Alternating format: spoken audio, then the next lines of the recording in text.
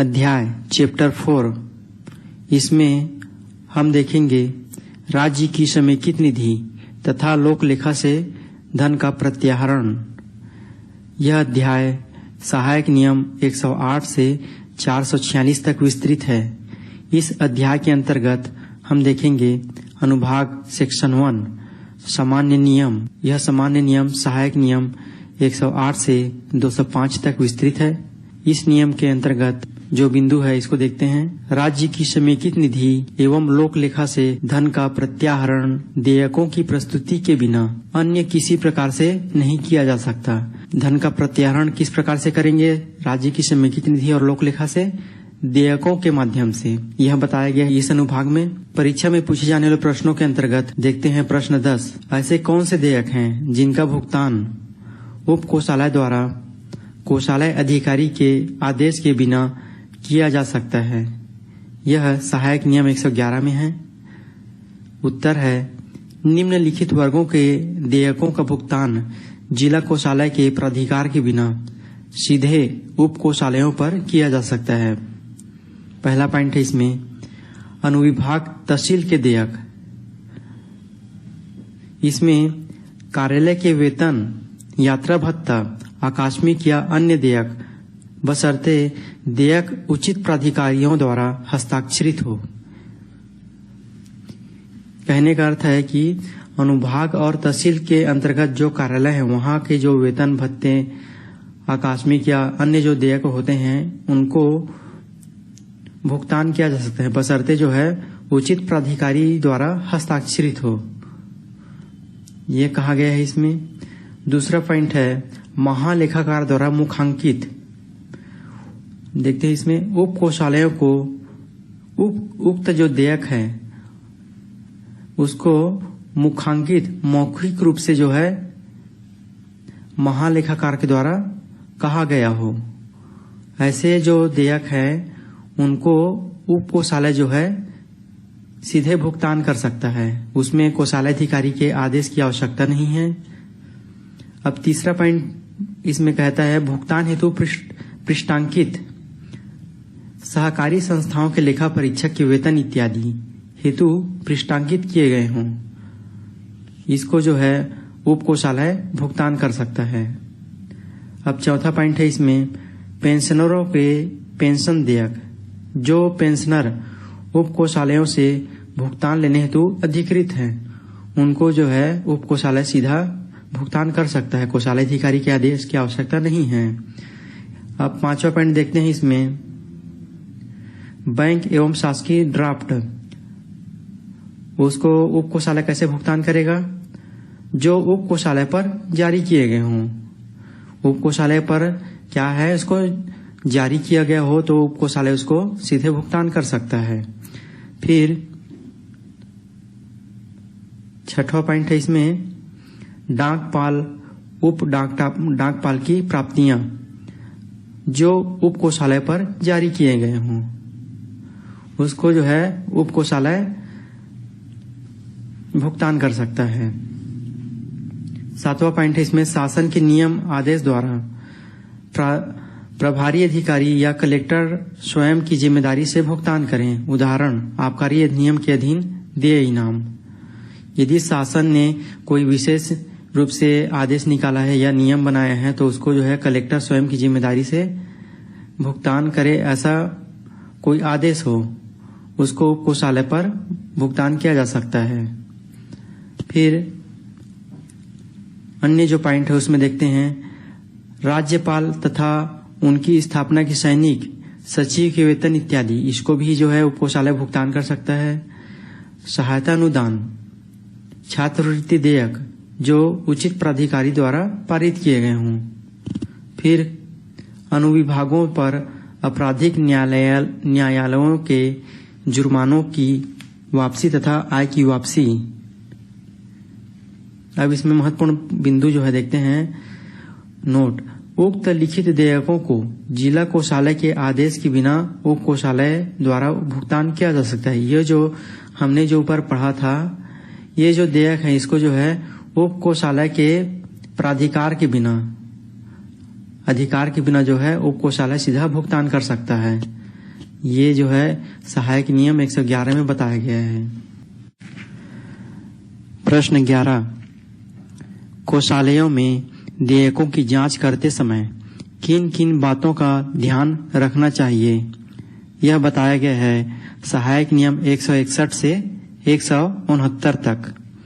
उत्तर, कोषालय में देयकों के भुगतान संबंधी ध्यान देने योग्य बातें निम्नलिखित हैं। पहला पॉइंट है, देयक, धनादेश या अन्य दस्तावेज जो रकम के दावे के रूप में प्रस्तुत किए जाते हैं, तो कोषालय लिपिक द्वारा देयक का परीक्षण करने के पश्चात उसका परीक्षण सहायक कोषालय अधिकारी द्वारा किया जाता है। उसके पश्चात यह कोषालय अधिकारी के समक्ष जो है प्रस्तुत होता है। कोषालय अधिकारी संतुष्ट होने के पश्चात क्या करता है, देयक के भुगतान आदेश पर हस्ताक्षर कर देते हैं। ये प्रक्रिया है, पहले लिपिक के पास जाएगा, फिर सहायक कोषालय अधिकारी के पास जाएगा, फिर कोषालय अधिकारी के पास, अंतिम रूप से जो है कोषालय अधिकारी जो है उस भुगतान आदेश पर हस्ताक्षर कर देता है। फिर दूसरा पॉइंट है इसमें, भुगतान का आदेश शब्दों के साथ ही अंकों में लिखा जाना चाहिए। तीसरा पॉइंट है, भुगतान आदेश में संशोधन या परिवर्तन की स्थिति में इसे कोषालय अधिकारी से अभिप्रमाणित कराना चाहिए। फिर चौथा पॉइंट है, बिना कोषालय अधिकारी के हस्ताक्षर के देयक या चेक का भुगतान नहीं करना चाहिए। हस्ताक्षर जरूरी है। फिर पांचवा पॉइंट है इसमें, देयकों पर परिवर्तन या संशोधनों का आहरण अधिकारी के ध्यान में लाना चाहिए तथा काट छांट वाले देयकों का भुगतान नहीं करना चाहिए। यदि किसी प्रकार का परिवर्तन या संशोधन है उस देयक में, तो आहरण अधिकारी के जो है उस संशोधन या परिवर्तन के बारे में उसका जो है ध्यान में लाना चाहिए और ऐसे काट छांट वाले देयक का भुगतान नहीं करना चाहिए, ये बताया गया है। फिर छठवां पॉइंट है इसमें, देयकों पर किए गए हस्ताक्षर का महालेखाकार के आदेश तथा कोषालय के नमूना हस्ताक्षर के से जो है मिलान करना चाहिए। फिर है, वेतन तथा भत्तों के देयकों का भुगतान पूर्णांकित रुपए तक करना चाहिए। पूर्णांकित अर्थात वह पैसे में नहीं होना चाहिए, पूर्ण रूप से जो है जो राशि हो उसी देयक का जो है भुगतान करना चाहिए, बताया गया है। प्रश्न 12, आकस्मिक व्यय नैमित्तिक व्यय से आप क्या समझते हैं? इसके विभिन्न प्रकारों का वर्णन कीजिए। यह बताया गया है सहायक नियम 281 में। यह परीक्षा में पूछे जाने वाला एक महत्वपूर्ण प्रश्न है, इसको याद रखना है। चलिए देखते हैं उत्तर। किसी कार्यालय को सुचारू रूप से चलाने के लिए कुछ वस्तुओं की आवश्यकता होती है, जैसे लेखन सामग्री, डाक टिकट, टेलीफोन, विद्युत व्यय आदि। इन पर जो व्यय होता है वह आकस्मिक व्यय होता है। आकस्मिक व्यय के विभिन्न प्रकार निम्न हैं। पहला है संविदा आकस्मिक व्यय। इसमें क्या होता है, इसे आहरण अधिकारी को प्रतिवर्ष एकमुश्त वार्षिक सौंप दिया जाता है। प्रत्येक जो शासकीय कार्यालय होता है उसे शासन द्वारा एकमुश्त मतलब एक साथ जो है वार्षिक रूप से सौंप दिया जाता है। वर्तमान में ऑनलाइन ई कोर्स में जाकर देयक प्रपत्र CGTC 33 में इसे जो है संविदा आकस्मिक व्यय को तैयार किया जाता है। इस देयक को जो है CGTC 33 में, कौन से प्रपत्र में, CGTC 33 में तैयार किया जाता है संविदा आकस्मिक व्यय को। फिर दूसरा पॉइंट है मान विनियमित आकस्मिक व्यय। ऐसे आकस्मिक व्यय जो एक निश्चित मान स्केल द्वारा विनियमित होते हैं, जैसे कि जंगली जानवरों के विनाश के लिए दिया जाने वाला इनाम। इस प्रकार का विनाश जो है वर्तमान में तो लागू नहीं है। अब देखते हैं तीसरा पॉइंट, विशेष आकस्मिक व्यय। ऐसे आवर्ती या अनावर्ती व्यय जिसे उच्च प्राधिकारी प्रशासकीय स्वीकृति के बिना आहरित नहीं कर सकते हैं। आवर्ती मतलब जो बार बार आता रहता है, और अनावर्ती क्या होता है, जो कभी कभी आता है। आवर्ती में उदाहरण में देख लेते हैं, जैसे टेलीफोन और विद्युत व्यय हो गया, ये क्या है, आवर्ती व्यय है। और अनावर्ती क्या होता है, जैसे कार्यालय के लिए जो फर्नीचर खरीदते हैं या पंखे खरीदते हैं, ये क्या होता है, अनावर्ती व्यय। तो इस प्रकार का जो व्यय है इसे उच्च प्राधिकारी प्रशासकीय स्वीकृति के बिना जो है आहरित नहीं कर सकते हैं, ये होता है विशेष आकस्मिक व्यय। फिर चौथा है प्रति हस्ताक्षरित आकस्मिक व्यय। यह क्या होता है, व्यय के उपरांत। इसमें नोट कर लीजिएगा इसको, क्या है इसमें, व्यय के उपरांत नियंत्रण अधिकारी द्वारा अनुमोदन जो है आवश्यक है। उसके बाद उन बिलों को महालेखाकार कार्यालय भेज दिया जाता है। इसे वर्तमान में ऑनलाइन ई कोर्स में जाकर देयक प्रपत्र CGTC 35 में तैयार किया जाता है। कौन से प्रपत्र में, CGTC 35 में। फिर पांचवा पॉइंट है पूर्ण प्रमाणित आकस्मिक व्यय। इसमें जो है विभागाध्यक्ष कार्यालय के व्यय इस श्रेणी में आते हैं। जो हमारा विभागाध्यक्ष है वहाँ पर जो व्यय किया जाता है वह पूर्ण प्रमाणित आकस्मिक व्यय के अंतर्गत करते हैं।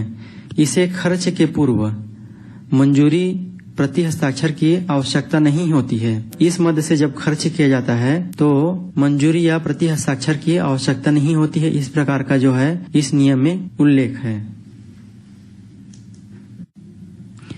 टिप्पणी, यह शासकीय लेखा प्रशिक्षण के परीक्षा में अनिवार्य रूप से जो है पूछा जाता रहा है। चलिए देखते हैं। पहला है बकाया दावे स्वत्व, एरियस क्लेम्स। इसमें देखते हैं, यदि दावा 500 रुपए तक है तो 3 वर्ष बाद। दूसरा इसमें एक पॉइंट है जो है, यदि दावा 500 रुपए से अधिक है तो 1 वर्ष बाद। उक्त स्थिति में बकाया दावा स्वत्व बन जाता है। क्या बताया गया है इसमें कि दावा जो है 500 रुपए से यदि नीचे है, कम है, तो कितने वर्ष बाद, 3 वर्ष बाद। यदि दावा 500 रुपए से अधिक है तो 1 वर्ष बाद जो है बकाया दावा स्वत्व बन जाता है, एरियस क्लेम से बन जाता है। यह किस में बताया गया है, सहायक नियम 115 में बताया गया है। किसमें बताया है, सहायक नियम या सब रूल 115 में बताया गया है। दूसरा पॉइंट इसमें है, यदि बाद में भुगतान की आवश्यकता हो तो सक्षम स्वीकृति द्वारा जो है सक्षम स्वीकृति प्राप्त कर भुगतान करने का नियम है। समय सीमा की गणना दावा देय होने के दिनांक से किया जाता है, यह बताया गया है इस नियम में। दूसरा टिप्पणी है सहायक नियम 125। परीक्षा में जो है टिप्पणी जो है पूछा जाएगा कि सहायक नियम 125। अब सहायक नियम 125 पूछा जाएगा तो क्या लिखेंगे, यह वह नियम है जिसके अंतर्गत एक कार्यालय प्रमुख अपने कार्यालय के ही किसी अधीनस्थ राजपत्रित अधिकारी को आहरण का अधिकार प्रदान करता है। जो पहले से कार्यालय प्रमुख है वह अपने ही कार्यालय के कोई राजपत्रित गेजेट ऑफिसर है उसको जो है आहरण का अधिकार प्रदान करता है।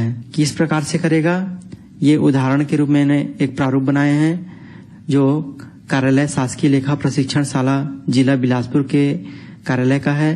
यह विविध आदेश के माध्यम से जो है प्रारूप में जो है मैं XYZ जो भी है कार्यालय प्रमुख है वह लिखेगा कि शासकीय लेखा प्रशिक्षण शाला बिलासपुर इस स्थापना के आहरण एवं संवितरण अधिकारी DDO जो भी रहेगा की हैसियत से शासकीय कोषालय संहिता सहायक नियम 125 में प्रदत्त शक्तियों का प्रयोग करते हुए श्री ABC जिसको आहरण का अधिकार प्रदान करना है का नाम को इस स्थापना के देयकों रेमिटेंस लिस्ट धनादेश आदि पर हस्ताक्षर करने हेतु एतत् द्वारा अधिकृत करता हूँ। इस प्रकार से जो है विविध आदेश के माध्यम से अपने कार्यालय के जो राजपत्रित गेजेट ऑफिसर है उसको आहरण का अधिकार प्रदान कर सकता है। यह सहायक नियम 125 में है।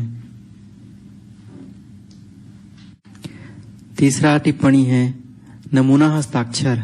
देखते हैं इसमें प्रत्येक शासकीय अधिकारी जो धनादेशों, चेक का आहरण करने या कोषालय पर आहरित देयकों पर हस्ताक्षर करने अथवा तीसरा क्या है प्रति हस्ताक्षर करने तो क्या है अधिकृत हैं, वे अपना निर्धारित प्रपत्र में किसी विशिष्ट अधिकारी अथवा अन्य अधिकारी जिसके हस्ताक्षर पूर्व से ही कोषालय में उपलब्ध हैं के द्वारा सत्यापित करवाकर कोषालय अधिकारी को भेजेगा।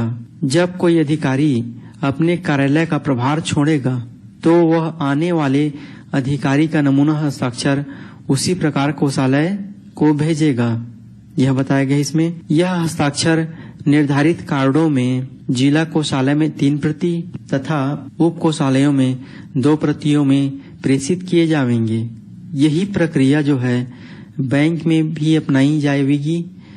कोषालय में हस्ताक्षर विभागवार रखे जाएंगे ताकि हस्ताक्षर लागू होने के पूर्व कोषालय अधिकारी इनके लागू होने की तिथि अपने हस्ताक्षर से प्रत्येक कार्ड में अंकित करेगा। जिला कोषालय में नमूना हस्ताक्षरों का सेट क्रमशः पहला कोषालय अधिकारी, दूसरा जो है सह कोषालय अधिकारी, तीसरा जो है संबंधित लिपिक के पास जो है रहेंगे। उप कोषालयों में क्रमशः उप कोषालय अधिकारी एवं लेखापाल के पास जो है नमूना हस्ताक्षर का जो सेट है वह रहेगा। अब देखते हैं जब भी कार्यालय प्रमुख या विज्ञप्त जो राजपत्रित गेजेट ऑफिसर अधिकारी जो हैं डीडीओ क्या होते हैं जब स्थानांतरित या कार्य मुक्त हो तब आने वाले नए आहरण अधिकारी का नमूना हस्ताक्षर कोषालय महालेखाकार बैंक को फिर से भेजी जाएगी। यह प्रक्रिया क्या है चलता ही रहेगा। ये आहरण एवं संवितरण अधिकारी के अभिप्रमाणित नमूना हस्ताक्षर का जो प्रारूप है यह दिया गया है। इसमें आहरण पहला में आहरण अधिकारी का नाम व पद नाम दिया गया है। नए आहरण अधिकारी का नाम जो नए आने वाले उनका नाम रहेगा, पद मुद्रा रहेगा, सील, आहरण अधिकारी द्वारा पद ग्रहण का दिनांक कब उन्होंने ज्वाइन किया है ये लिखा रहेगा तीसरा में। चौथा में नमूना हस्ताक्षर। ये तीनों में जो है नए आहरण अधिकारी का जो आने वाले नए आहरण अधिकारी है उनका तीनों जगह में अलग मतलब साइन रहेगा इसमें। फिर पहले से मौजूद सत्यापनकर्ता अधिकारी का हस्ताक्षर होगा इसमें। जो वहाँ कोषालय में मौजूद है जो डीडीओ जिसका हस्ताक्षर पहले से मौजूद है वो अधिकारी जो है इसको अभिप्रमाणित करेगा। इन सब डिटेल को क्या करता है ये अभिप्रमाणित करेगा। फिर हस्ताक्षर दिनांक सहित ये कोषालय का रहेगा इसमें साइड में। कोषालय में जो है भेज दिया जाता है। कितने प्रति में सब लिखा हुआ है इसको देख लेंगे। यह किसमें बताया गया है सहायक नियम 157 से 158। यह महत्वपूर्ण टिप्पणी है जो परीक्षा में पूछा जाता रहा है, इसको याद रखेंगे। सहायक नियम 157 से 158 किस नियम में है ये कोषालय संहिता सहायक नियम 157 से 158 तक यह नमूना हस्ताक्षर का जो विवरण है इसमें नियम बताया गया है यह इसमें दिया गया है। नमूना हस्ताक्षर के अंतर्गत ही बैंक को जो लेटर और प्रोफार्मा भेजा जाता है उसको चलिए देखते हैं। Proforma for specimen signature. इसमें टू जिस बैंक का खाता है उस बैंक का नाम लिखेंगे। फिर नेम ऑफ कस्टमर इसमें कार्यालय स्थापना का नाम आएगा। फिर अकाउंट नंबर जो चालू खाता है उसका खाता नंबर। फिर CIF नंबर जो भी होगा। फिर मोड ऑफ ऑपरेशन इसमें सिंगल है क्या है इसको लिखेंगे, सिंगल टिक करेंगे। फिर स्पेसिमेन सिग्नेचर जिस अधिकारी को अधिकृत किया जा रहा है उसका सिग्नेचर होगा। फिर दूसरे नंबर के जो कॉलम है उसमें पहले से जो कोषालय में अधिकृत जिसका कोषालय में पहले से नमूना हस्ताक्षर उपलब्ध है उस अधिकारी का जो है सत्यापनकर्ता के रूप में साइन होगा। फिर नीचे का जो दिया हुआ है वे सब बैंक के लिए है। फिर आते हैं लेटर प्रति मैनेजर शाखा प्रबंधक बैंक का नाम रहेगा। फिर विषय में नमूना हस्ताक्षर प्रेषित करने बाबत इसमें उदाहरण के रूप में मैंने इसको दर्शा दिया है कैसे कैसे लिखते हैं। उपरोक्त विषय अंतर्गत लेख है कि मेरा स्थानांतरण छत्तीसगढ़ शासन वित्त विभाग महानदी भवन मंत्रालय नया रायपुर के आदेश क्रमांक जो भी है ना, इसके अंतर्गत प्राचार्य शासकीय लेखा प्रशिक्षण शाला के पद पर हुआ है, जिसके परिपालन में दिनांक 2/1/24 के पूर्वाह्न में अपने पद का कार्यभार ग्रहण किया हूँ। मुझे महालेखाकार छत्तीसगढ़ रायपुर के द्वारा आहरण एवं संवितरण अधिकारी घोषित किया गया है। इस कार्यालय का चालू खाता नंबर जो भी है भारतीय स्टेट बैंक की उपरोक्त शाखा में संधारित है, जो प्राचार्य शासकीय लेखा प्रशिक्षण शाला के पद नाम से है। अतः कोषालय संहिता भाग 2 के सहायक नियम 157 के आलोक में मेरा हस्ताक्षर नमूना अभिप्रमाणित कराकर एतत् सह संलग्न है। इसमें संलग्न में हस्ताक्षर नमूना जो है, जो प्रोफार्मा फॉर स्पेसिमेन सिग्नेचर, इसको एक प्रति में संलग्न करके प्राचार्य शासकीय लेखा प्रशिक्षण शाला बिलासपुर इसमें जो है साइन करके उसको बैंक को भेजेंगे। अब देखते हैं टिप्पणी 4 साख पत्र एलओसी, इसको फुल फॉर्म में क्या कहते हैं? Letter of credit. चलिए देखते हैं इसको। साख पत्र शासन द्वारा आहरण अधिकारी के पक्ष में जारी किया जाता है। किसके पक्ष में जारी किया जाता है? आहरण अधिकारी के पक्ष में। साख पत्र जिस वित्तीय वर्ष के लिए जारी किया जाता है उस वित्तीय वर्ष के समाप्ति पर व्यवगत लेप्स हो जाता है। अर्थात यदि आहरण अधिकारी जो है शासन द्वारा जो है साख पत्र उसके पक्ष में जारी होने के बाद में यदि उस वर्ष यदि उस राशि का उपयोग नहीं कर सका तो क्या हो जाएगा? वो शासन के पक्ष में जमा हो जाएगा, लेप्स हो जाएगा। साख पत्र प्रपत्र CGTC 13 में जारी किया जाता है। कौन करता है साख पत्र जारी? शासन करता है आहरण अधिकारी के पक्ष में। साख पत्र में आहरण योग्य राशि की अधिकतम सीमा निर्धारित की जाती है, किंतु आहरण अधिकारी को उस सीमा तक पूर्ण राशि आहरित कर बैंक अथवा अशासकीय खाते में जमा करने की अनुमति नहीं होगी। साख पत्र की प्रति बैंक को भी अनिवार्य रूप से दी जाएगी। कोषालय एवं बैंक द्वारा साख पत्र का नियमित शेष निकाला जाना चाहिए। यदि समुचित शेष न रहे तो भुगतान अमान्य कर दिया जाएगा। इसमें हमने क्या निष्कर्ष निकाला कि साख पत्र क्या होता है? शासन द्वारा आहरण अधिकारी के पक्ष में जारी किया जाता है। फिर उसको आहरण अधिकारी क्या करता है? उस वित्तीय वर्ष तक ही उस राशि को उपयोग कर सकता है। यदि उस वित्तीय वर्ष में उस साख पत्र में जो राशि आवंटित किया गया है यदि उसको उपयोग नहीं कर सका तो क्या हो जाएगा? वो शासन के पक्ष में लेप्स हो जाएगा, जमा हो जाएगा। फिर शासन जो है CGTC 13 में इसको जारी करता है। फिर साख पत्र में आहरण योग्य राशि की अधिकतम सीमा निर्धारित ये सब दिया गया है, बताया गया है। इसमें यह किसमें है? सब रूल 153 में 153 में। अंतिम वेतन प्रमाण पत्र LPC, यह सहायक नियम 220 में बताया गया है। इसमें देखते हैं जब शासकीय सेवक प्रथम बार कोषालय में अपना वेतन देयक प्रस्तुत करे तो इसमें 2 प्रकार की कंडीशन है कोषालय में वेतन देयक प्रस्तुत करने के लिए। पहला तो है LPC, लास्ट पे सर्टिफिकेट अंतिम वेतन प्रमाण पत्र, और दूसरा कंडीशन क्या होता है? फिटनेस सर्टिफिकेट स्वस्थता प्रमाण पत्र। पहले प्रकार की जो कंडीशन है LPC, इसमें क्या होता है? एक स्थापना से दूसरे स्थापना विभाग में जाने या पूर्व से पद धारित करता हो, अर्थात जो ट्रांसफर में जो शासकीय सेवक गया है या फिर तकनीकी त्याग पत्र देकर दूसरे विभाग में यदि गया है तो दूसरे विभाग जो है पहले पूर्व विभाग से क्या मांग करेगा? उस शासकीय सेवक का LPC की मांग करेगा। उस LPC के आधार पर ही उस शासकीय सेवक का वेतन तैयार किया जा सकता है। दूसरे प्रकार की जो कंडीशन है फिटनेस सर्टिफिकेट स्वस्थता प्रमाण पत्र, यह कौन तैयार करता है? जिला चिकित्सालय के माध्यम से जो है तैयार होता है। इसमें क्या बताया गया है? त्याग पत्र सेवा समाप्ति पश्चात पुनर्नियुक्ति नवनियुक्ति पर या पूर्व से पद धारण नहीं करता हो तो, अर्थात जो फ्रेश भर्ती से आए हैं, जो पहली बार शासकीय सेवक जो है नियुक्त हुए हैं, उनके लिए क्या चीज की जरूरत पड़ती है? स्वस्थता प्रमाण पत्र की जरूरत पड़ती है। उसके आधार पर ही उस कर्मचारी का वेतन देयक जो है कोषालय में प्रस्तुत करते हैं। इसमें देखते हैं क्या बताया गया है। महत्वपूर्ण बिंदु जो है कर्मचारी के अंतिम वेतन प्रमाण पत्र के बारे में CGTC SR 220 में बताया गया है कि जब किसी कर्मचारी को वेतन नवनियुक्त को छोड़कर बोलता है, इसमें किसी कार्यालय से वेतन आहरित किया जाता है तो उसके वेतन देयक के साथ अंतिम वेतन प्रमाण पत्र संलग्न करना अनिवार्य होता है। अंतिम वेतन प्रमाण पत्र महालेखाकार द्वारा निर्धारित प्रपत्र में तैयार किया जाता है। अंतिम वेतन प्रमाण पत्र में पिछले माह के वेतन भत्ते, औसत वेतन कटौतियां एवं वसूली आदि का विवरण अंकित किया जाता है। कई मामलों में कोषालय अधिकारी व महालेखाकार द्वारा प्रति हस्ताक्षरित करवाकर इसे जारी किया जाता है। कई मामलों में बोल रहे हैं ना, लेकिन सभी प्रकार के मामलों में ऐसा नहीं होता है। स्थानांतरित कर्मचारी की सेवा पुस्तिका तथा अंतिम वेतन प्रमाण पत्र 1 माह के अंदर अनिवार्य रूप से भेज दी जानी चाहिए। जो है एलपीसी के अनुपलब्धता के आधार पर जो है क्या होता है, उस संबंधित जो शासकीय सेवक है उसका वेतन इत्यादि जो है तैयार नहीं किया जा सकता है। तो यदि शासकीय सेवक दूसरे विभाग में ट्रांसफर होकर गया है या तकनीकी त्याग पत्र देकर यदि गया है तो एलपीसी को क्या है चाहिए कि उस विभाग को 1 माह के अंदर दूसरे जो विभाग है जहां पर वो शासकीय सेवक गया है वहां अनिवार्य रूप से जो है भेज दी जानी चाहिए। यह बताया गया है सहायक नियम 220 में। 6वां टिप्पणी है प्रतिभूति निक्षेप। प्रत्येक ऐसे कर्मचारी जिनमें खजांची, भंडार लिपिक तथा जिन्हें नकदी भंडार अथवा अन्य बहुमूल्य वस्तुओं का अभिरक्षण सौंपा जाए से अपेक्षा की जाती है कि परिस्थिति एवं आवश्यकता के अनुरूप विभागाध्यक्ष के आदेशों के अधीन प्रतिभूति जमा करें तथा एक बंध पत्र भी निष्पादित करें जिनमें उन सभी शर्तों का विवरण हो जिसके अंतर्गत शासन के पास प्रतिभूति रहेगी।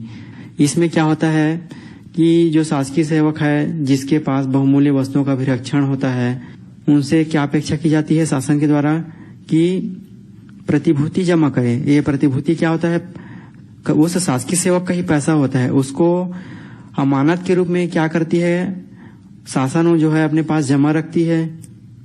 अब इसमें देखते हैं 7वां जो टिप्पणी है सेवा पुस्तिका।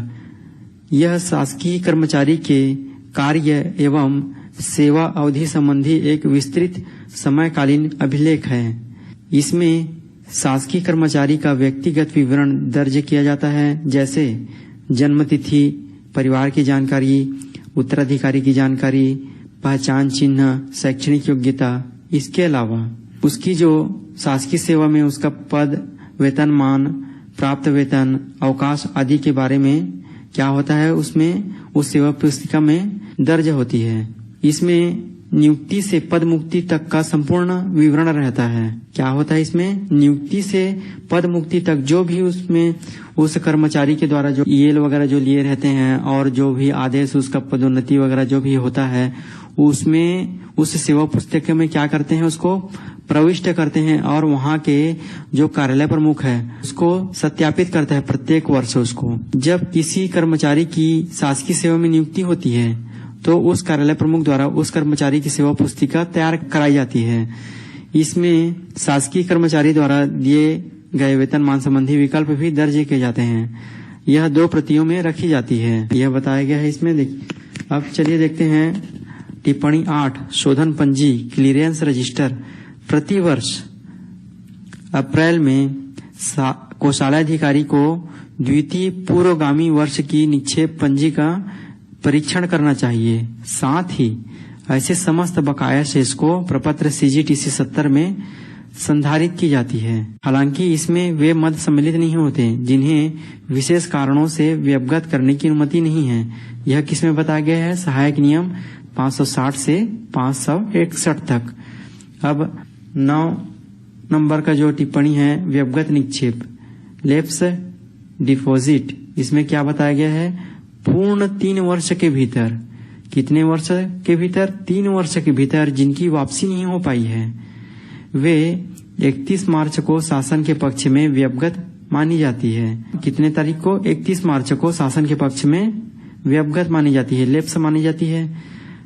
ऐसी व्यवगत राशि की सूची प्रपत्र CGTC 71 में बनाकर कहाँ भेजते हैं, महालेखाकार कार्यालय को भेजी जाती है। यह किसमें बताया गया, सहायक नियम 562 से 567 तक बताया गया है।